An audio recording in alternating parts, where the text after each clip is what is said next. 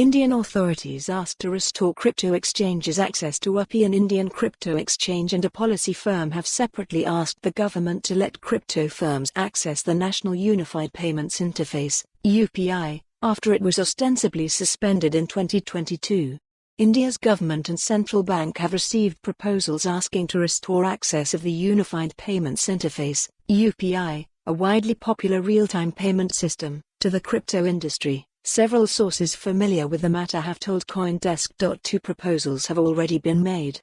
A third proposal will be made in the coming few weeks by India's newly formed crypto policy advocacy group, the Bharat Web3 Association, BWA. One individual familiar with the decision told CoinDesk. The proposals, while not coordinated, appear to be the first major push by India's crypto stakeholders to seek policy changes that govern the burgeoning industry since it suffered a series of blows in the form of harsh taxes, a crypto winter, and a shadow ban.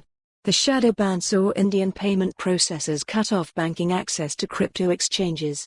UPI services were ostensibly suspended around the same time last year. Since the pandemic, UPI adoption in India has rapidly increased, with approximately 74 billion UPI transactions worth $1.5 trillion conducted in 2022. UPI allows citizens to pay for groceries and other goods using a QR code linked to their bank account.